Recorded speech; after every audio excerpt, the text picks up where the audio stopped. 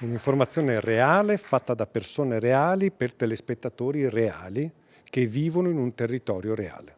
Un'informazione reale e non artificiale, quella del gruppo Media Nord-Est, che da oggi può contare su spazi e studi nuovi, un investimento in tecnologia e futuro, ma che continua a parlare alle persone, quelle vere. Il nostro ruolo è raccontare i territori e raccontarli con autorevolezza, con l'autorevolezza di giornalisti, di strutture tecnologicamente adeguate per farli lavorare al meglio e per garantire ai telespettatori un'informazione di qualità, un'informazione che assolutamente rispecchi la realtà dei fatti e contribuisca al dibattito democratico, anzi sia il fondamento del dibattito democratico del nostro territorio. A San Biagio di Callalta il taglio del nastro alla presenza del presidente della Regione Veneto Alberto Stefani e del patriarca di Venezia Monsignor Francesco Moraglia, che ha richiamato all'essenza dell'informazione l'anima del vero servizio pubblico. Una realtà legata al territorio che però non è piccola,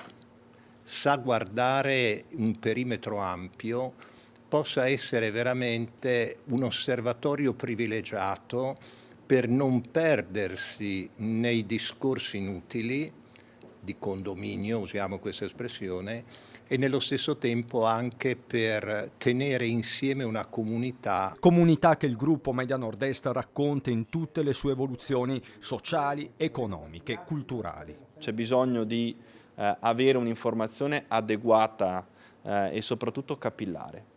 Solo così, veicolando un'informazione adeguata, umana e capillare, si possono ottenere dei risultati tenendo conto della consapevolezza che i cittadini possono acquisire grazie a quella determinata informazione. Proprio il territorio riconosce nelle emittenti del gruppo Media Nord-Est un interlocutore autorevole e affidabile, così il sindaco di San Biagio di Callalta. Questo aspetto di profonda umanità che si respira all'interno proprio di questi studi è quello che poi noi come telespettatori, ma anche come interlocutori e relatori, possiamo trasferire alle nostre comunità. Quindi grazie di cuore per quello che state facendo e l'auspicio è di continuare sempre così e sempre meglio. Quando la forma è sostanza, con il primo gruppo televisivo locale d'Italia che vuole guardare avanti e farlo sempre a testa alta. Credo sia una ciliegia sulla torta, no? Perché questo studio straordinario, che non ha nulla da invidiare agli studi di grandi reti nazionali, è la prova, la dimostrazione della crescita di Media Nord-Est dal punto di vista tecnico, dal punto di vista della professionalità e anche dell'immagine. Come dice